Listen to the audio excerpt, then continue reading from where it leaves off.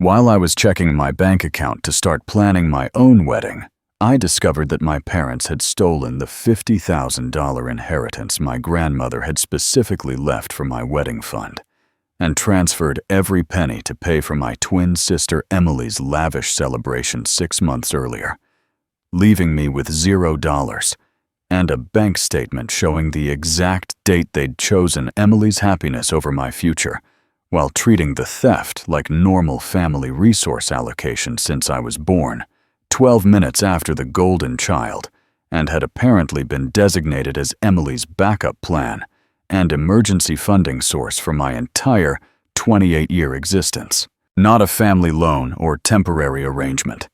A calculated theft where my mother had forged my signature on withdrawal forms, while my father handled the bank transfers, both of them acting like stealing $50,000 from their spare daughter to fund their favorite daughter's dream wedding was just smart family financial planning that I should understand and accept gracefully. At 28 years old, I'd spent my entire adult life watching my parents celebrate Emily's every achievement while treating my software developer salary and IPO investments as family emergency funds that existed solely to solve problems created by their golden child's poor decisions, missing my own milestone moments because Emily needed emotional support, working extra hours to loan money to parents who immediately gave it to Emily for her various projects and crises, and being told I was selfish whenever I asked why family help only flowed in one direction, while Emily posted Instagram stories about parents who always put family first and supported their children's dreams. Here's what made their betrayal absolutely insane. While they were stealing my inheritance and Emily was bragging on social media about her parents' incredible generosity in funding her perfect wedding, I had been building an investment portfolio worth more than everything they'd ever owned, combined using the financial independence skills they'd forced me to develop because I'd never been able to rely on family support the way Emily could.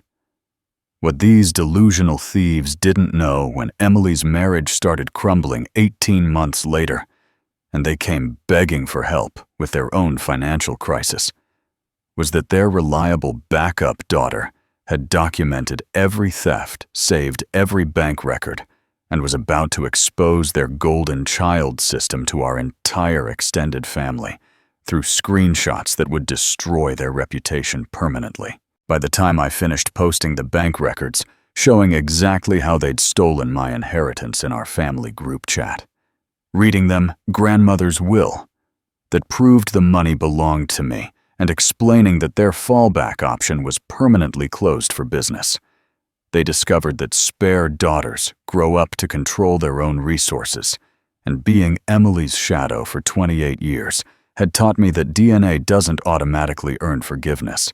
Respect has to be earned through actions, not stolen through manipulation. To understand how my own parents could steal my inheritance to fund my twin sister's wedding, you need to know that Emily had been designated the golden child from the moment we were born, despite the fact that her claim to superiority was based entirely on arriving 12 minutes before me. Those 12 minutes might as well have been 12 years in terms of how differently our parents treated us throughout our entire lives. Emily got the bigger bedroom because she was the firstborn. Emily got the newer car because she needed reliable transportation for her important job. Emily got financial help for her down payment because she deserved to start her marriage in a nice home.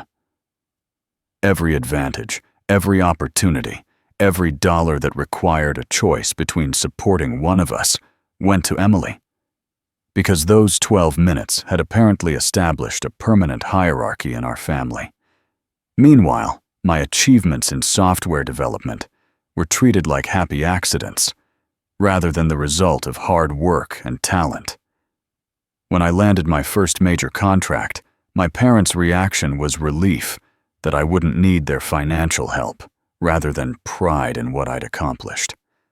When my company went public and my stock options made me financially comfortable, they saw it as confirmation that I could handle my own problems, while Emily would always need their support and protection. Emily was the golden child. I lived in Emily's shadow.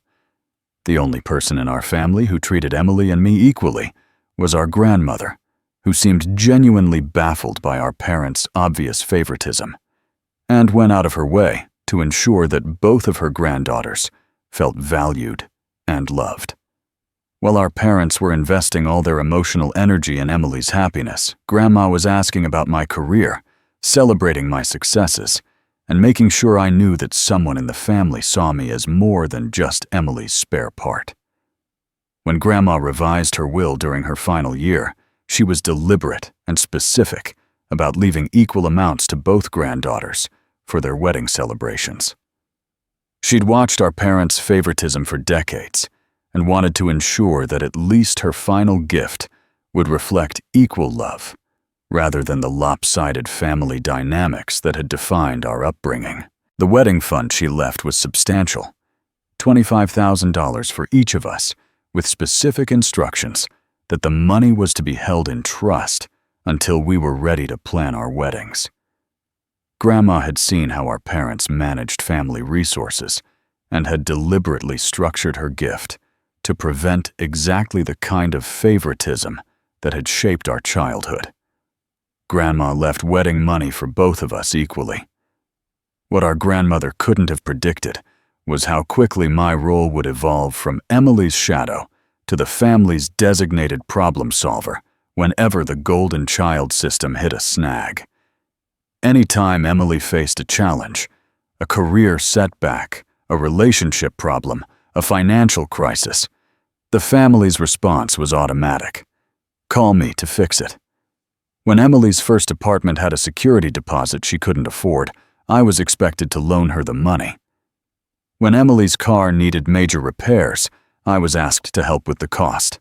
When Emily wanted to pursue an expensive certification program, I was the one who got the phone call asking if I could help family by covering the tuition. The phrase "family helps family" became code for "you help Emily," and the expectation was always that I would provide whatever support was needed without expecting the same consideration in return.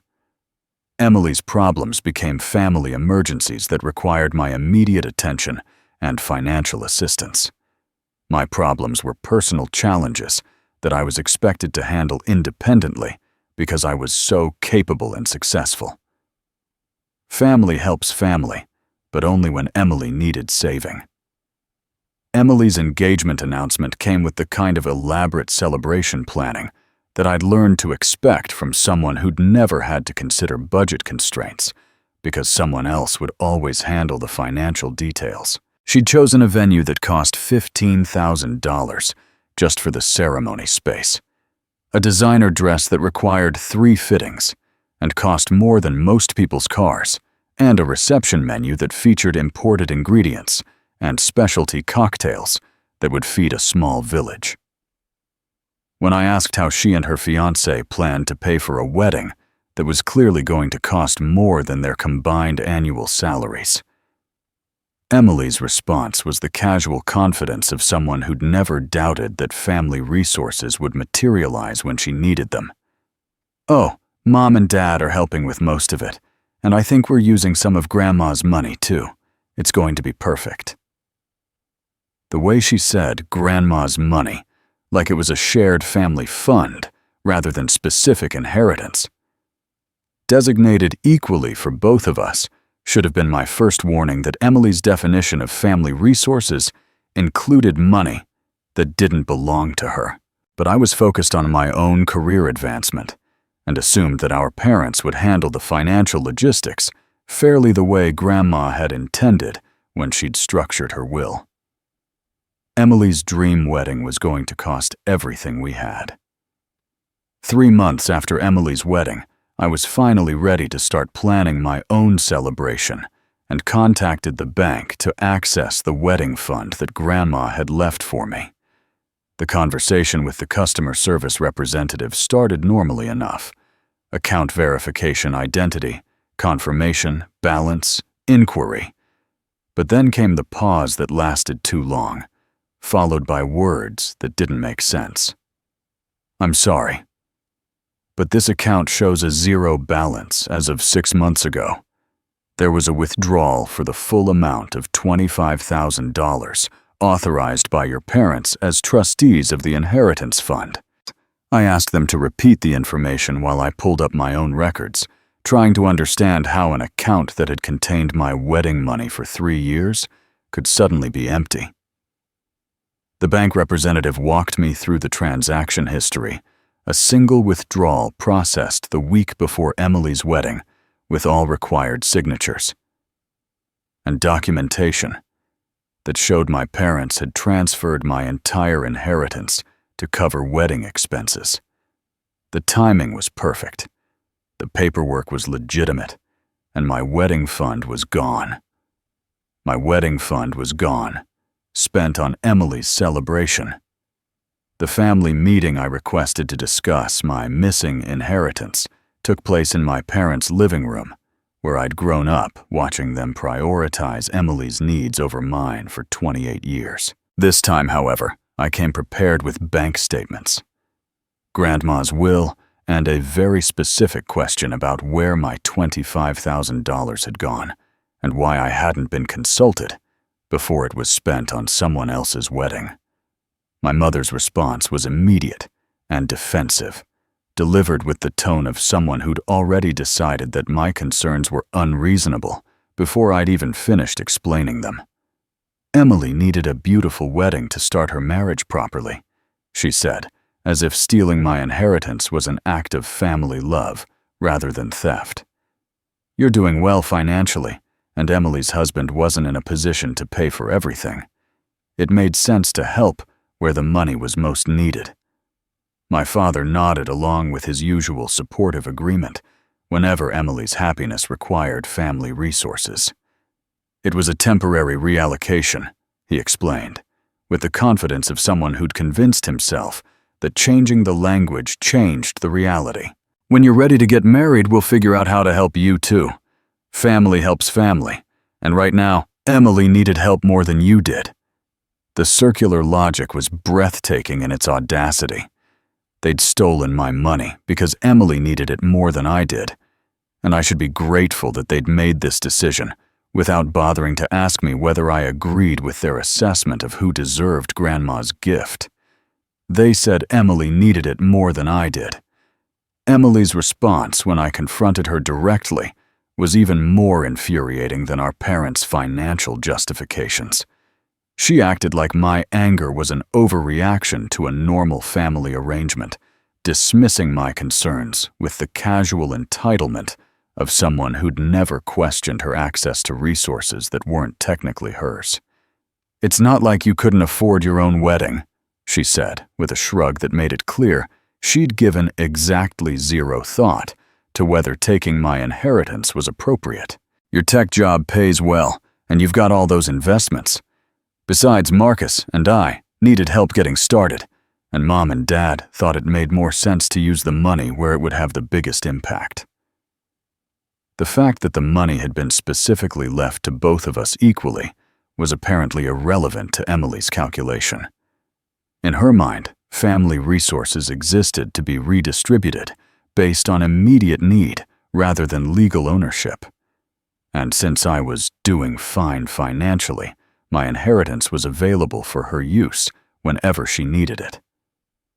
When I pointed out that Grandma had left the money specifically for both of our weddings, Emily's response revealed exactly how little she'd thought about anyone's needs except her own. Grandma would have wanted the money to be used for a family celebration, she said, with the confidence of someone who'd never bothered to actually read our grandmother's will. She loved both of us, and she would have been happy to see such a beautiful wedding. Emily acted like my money was always hers anyway. But while my family was patting themselves on the back for their creative approach to inheritance redistribution, I was channeling my anger into the kind of focused career development that had already made me financially independent from people who saw my success as their emergency fund.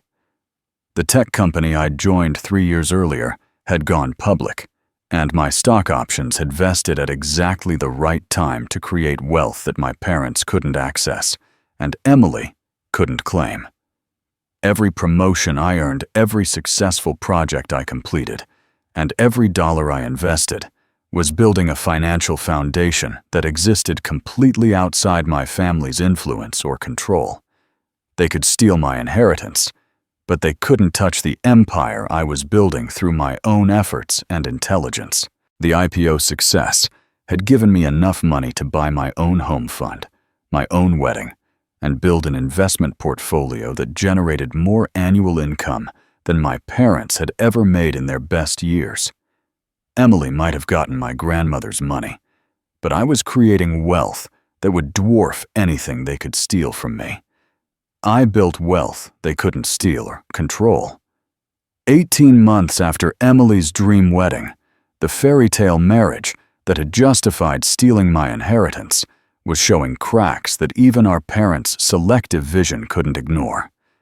The expensive celebration that was supposed to launch Emily into perfect marital bliss had been followed by mounting credit card debt, frequent arguments about money, and Marcus's growing resentment about supporting a lifestyle that required constant financial input from Emily's family.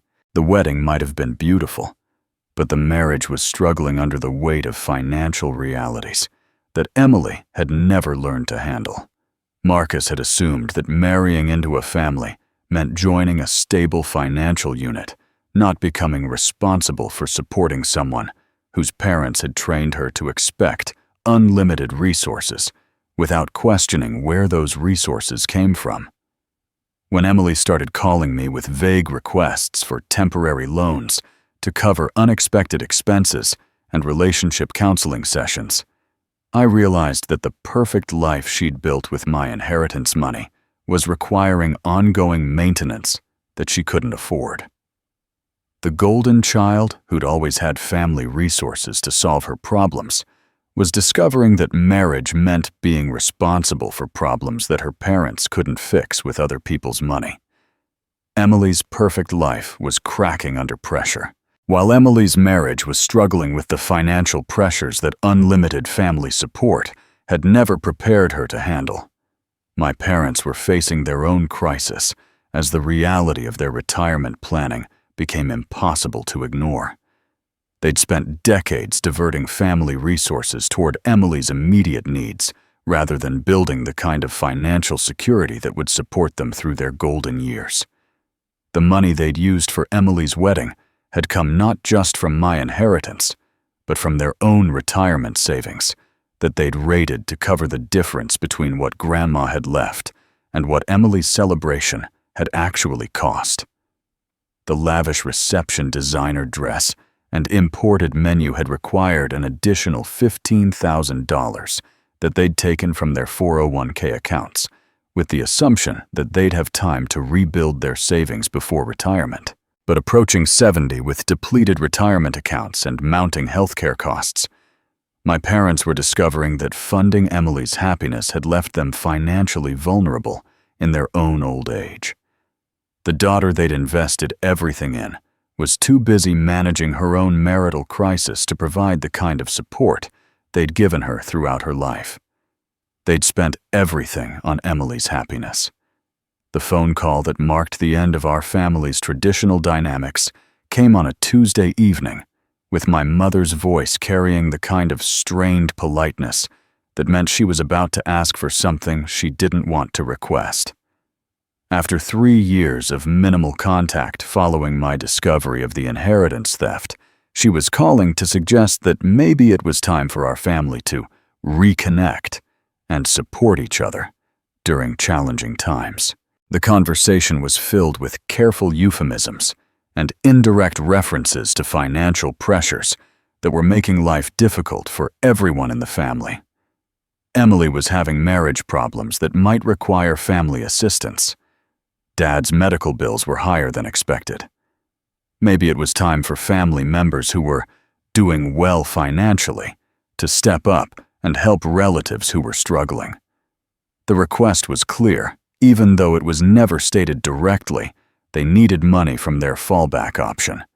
And they were hoping that 3 years had been enough time for me to forget about the inheritance theft and return to my designated role as the family's emergency financial resource. They called when they needed their fallback option. The legal documentation that would prove my case started with my grandmother's will, which I'd kept in a safety deposit box, along with other important financial documents that my family had never bothered to read carefully. The will was specific and unambiguous about her intentions for the wedding fund, written in the kind of clear legal language that left no room for creative interpretation. I leave $25,000 to each of my granddaughters, Emily and OP, to be held in trust specifically for their wedding celebrations. The document stated with the precision of someone who'd watched our parents' favoritism for decades and wanted to ensure equal treatment after her death. These funds are to be distributed only when each granddaughter is ready to plan her wedding, and under no circumstances should one granddaughter's fund be used for the other's celebration. Grandma had literally anticipated that my parents might try to redistribute her gift according to their own priorities rather than her wishes. The will included specific language requiring both granddaughters' written consent before any cross-allocation of funds, and it designated my Uncle Greg as the backup executor if there were any disputes about the inheritance distribution. Reading those words 3 years after the theft, I realized that Grandma had tried to protect me from exactly what had happened, but my parents had ignored her instructions and acted as if they had the right to redistribute her gifts according to their own assessment of who needed the money more. Grandma's will proved they stole what was mine. The family insider who'd watched the inheritance theft happen was Uncle Greg, my father's brother, who'd been present during the family discussions about Emily's wedding funding and had apparently been uncomfortable with the financial arrangements from the beginning. When I contacted him to ask about the inheritance distribution, his response revealed that he'd been waiting for someone to question what had happened. "I told your father it was wrong," Uncle Greg said, with the frustrated tone of someone who'd tried to prevent a bad decision and been ignored. "Grandma was very specific about those funds being separate, and I said that taking your money to pay for Emily's wedding was theft, not family financial planning. But your dad said Emily needed help more than you did, and your mother agreed that you were successful enough to handle your own wedding costs." Uncle Greg had witnessed the entire conversation, where my parents had decided that my success justified stealing my inheritance, and he'd kept records of the dates and details because he'd suspected that I would eventually discover what had happened and want answers. He'd even offered to intervene at the time, but my parents had dismissed his concerns as unnecessarily legalistic interference with family decision-making.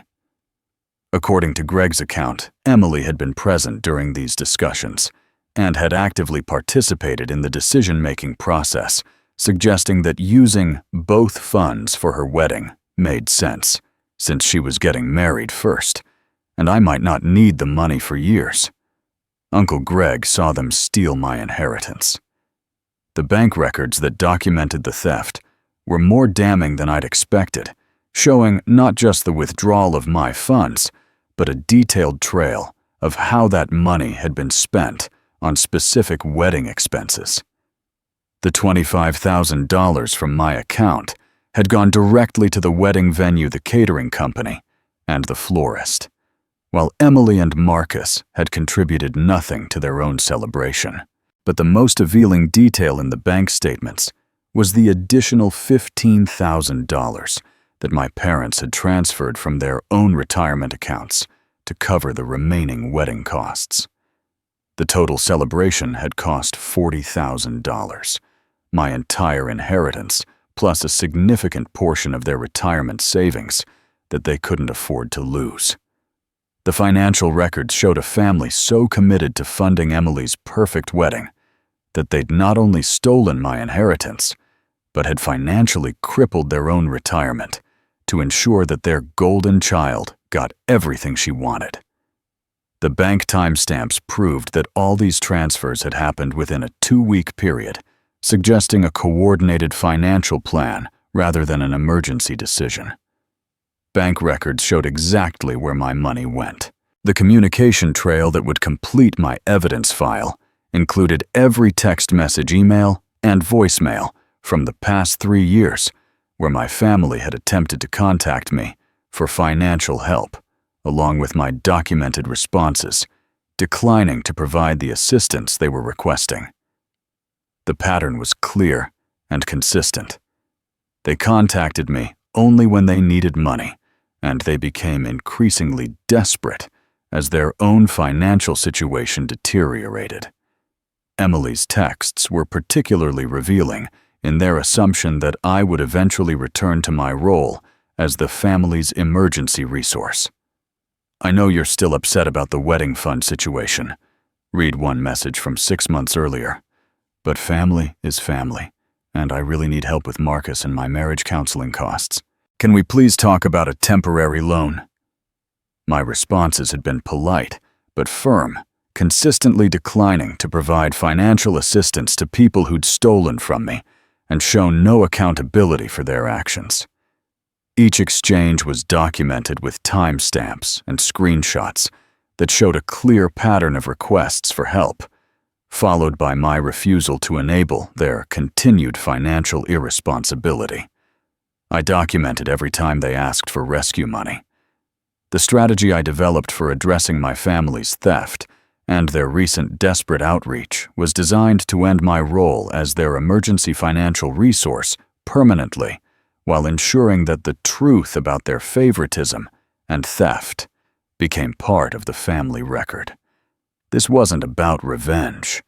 It was about accountability for people who'd spent decades treating me like Emily's backup plan, while expecting me to be grateful for the privilege. I decided that Emily's next request for help would trigger a face-to-face confrontation in my own apartment, where I'd have home field advantage and control over the conversation's duration and outcome. I'd present her with copies of Grandma's will, Uncle Greg's witness statement, and the bank records that proved exactly how my inheritance had been stolen to fund her celebration.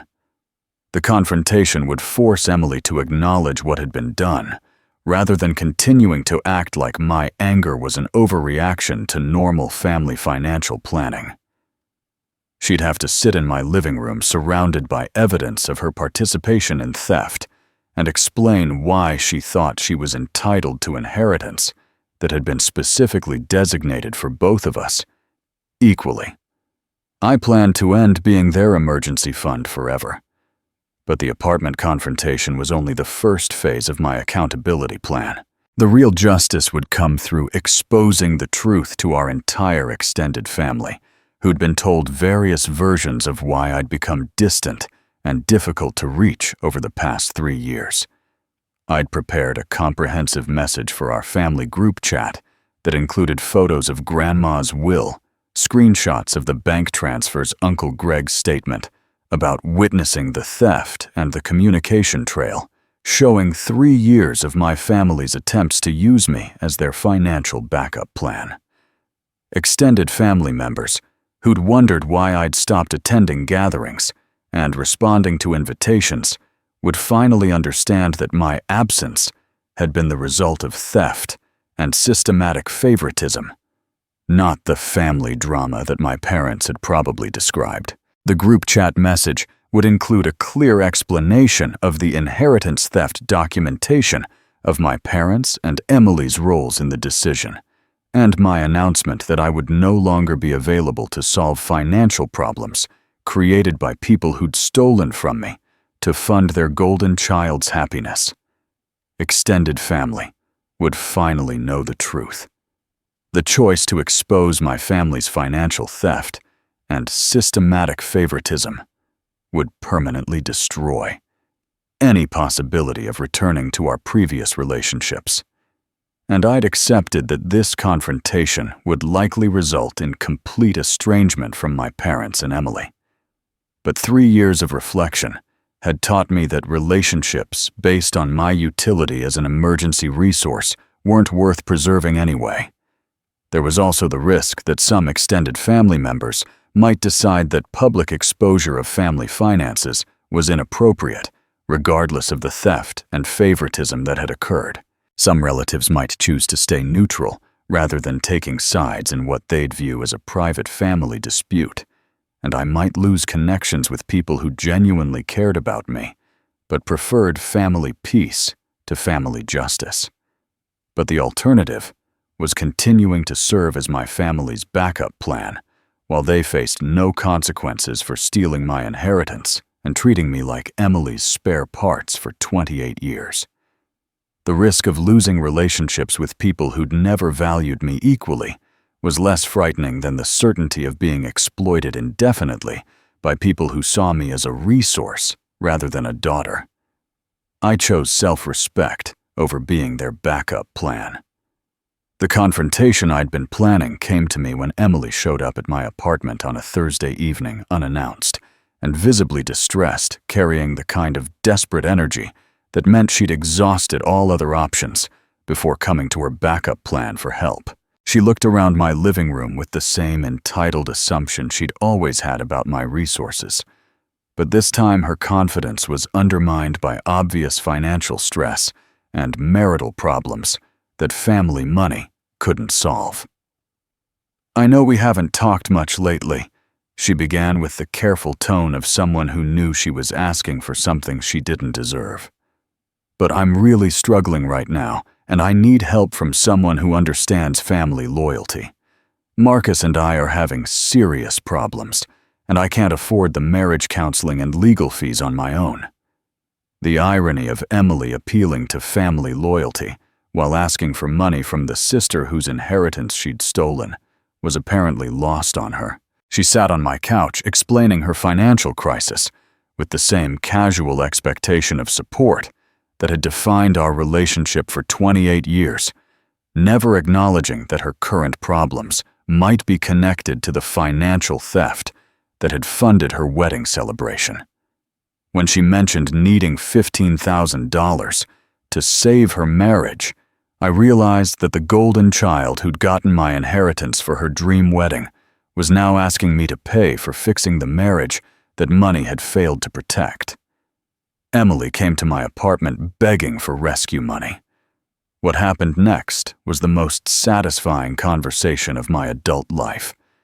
Instead of responding to Emily's request for financial help, I stood up and retrieved the folder I'd prepared containing copies of Grandma's will, Uncle Greg's witness statement, and the bank records that documented exactly how my $25,000 inheritance had been stolen to fund her celebration. "Before we talk about me helping you," I said, calmly, placing the documents on my coffee table between us, "I think you should read these papers and explain why you think I owe you anything after what you and our parents did to me."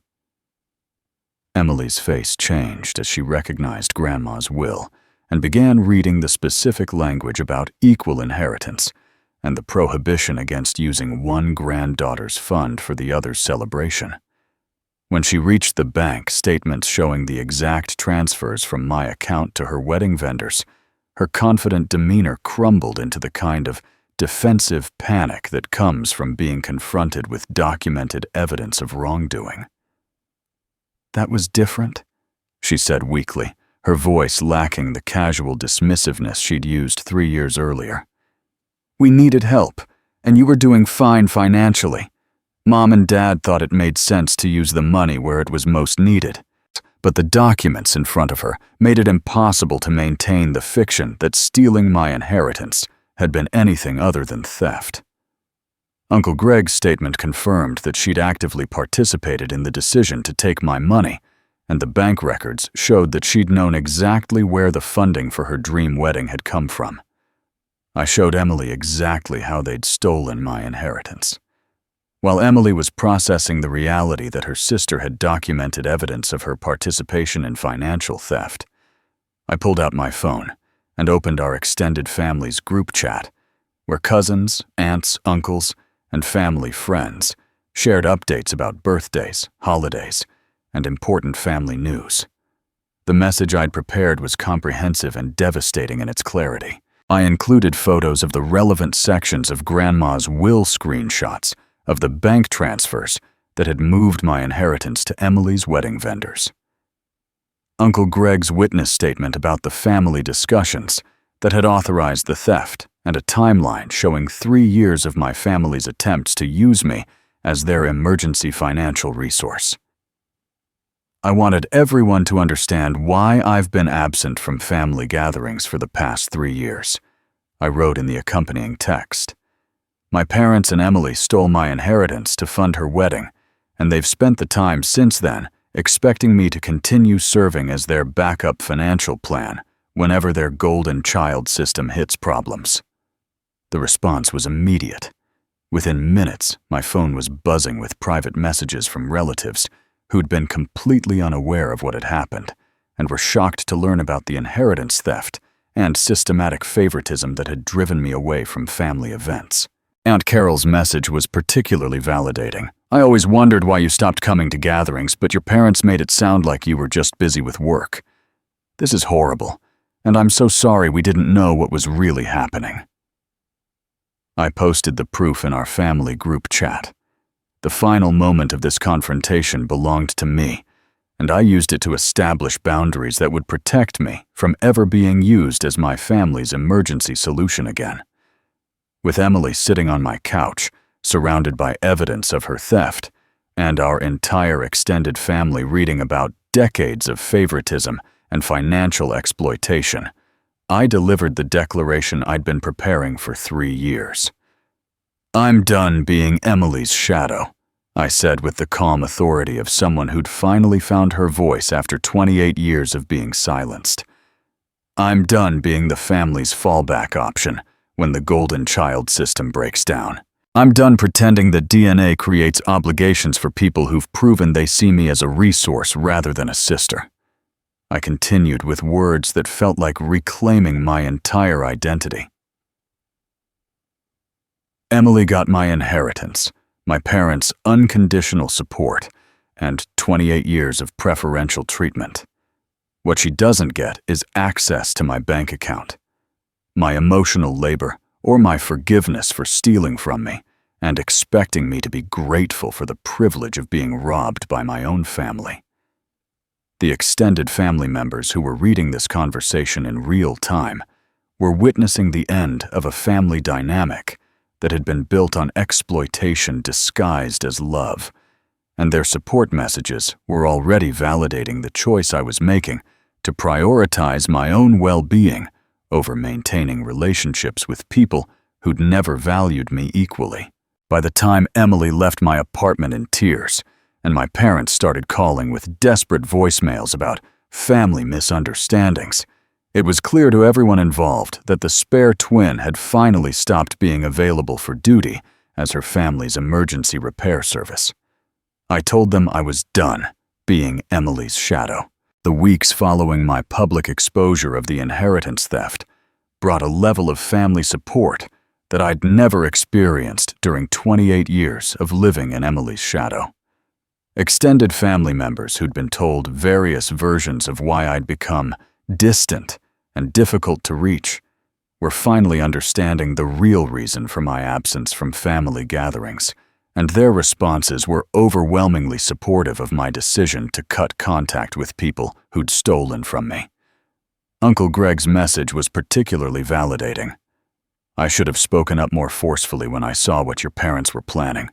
You deserved better from all of us, and I'm proud of you for finally holding them accountable for what they did.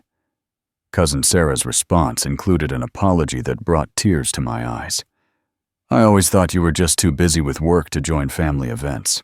If I'd known your parents had stolen your inheritance to fund Emily's wedding, I would have supported you years ago. What they did was theft, not family financial planning. Even relatives who'd been closer to my parents were expressing shock and disappointment about the favoritism and financial exploitation that had driven me away from family relationships. The unanimous condemnation of my parents' actions and Emily's participation validated everything I'd felt, but had been gaslighted into questioning for years. The family group chat that had once been dominated by Emily's updates and achievements was now focused on supporting the family member who'd been systematically excluded and exploited, and the golden child who'd benefited from that exploitation was notably absent from the conversation. Extended family finally saw who deserved their support. 6 months later, I was living exactly the life I'd built, without my family's approval or assistance, and the freedom from their expectations and exploitation was everything I'd hoped it would be. My career in software development continued advancing, without having to share my successes with people who saw them as emergency funding sources. My investment portfolio grew without being treated as family collateral for other people's poor decisions. Most importantly, I'd stopped measuring my worth against Emily's achievements, or waiting for validation from people who'd never seen me as anything more than their backup plan. The apartment where Emily had begged for money had become a space where I entertained friends who valued my company rather than my financial resources, and my calendar was filled with activities and relationships that I'd chosen rather than obligations that had been imposed on me. The inheritance that had been stolen to fund Emily's wedding was replaced by wealth I'd created through my own efforts and intelligence, and the family relationships that had been built on exploitation were replaced by chosen connections that were based on mutual respect and genuine affection. Emily's marriage had ended in divorce, despite the counseling and legal fees she'd hoped I would fund, and my parents' retirement was proceeding with the financial stress that came from spending their savings on a golden child whose perfect life had required constant maintenance. But their consequences were no longer my emergencies to solve, and their problems were no longer my responsibility to fix. I stopped living in Emily's shadow forever.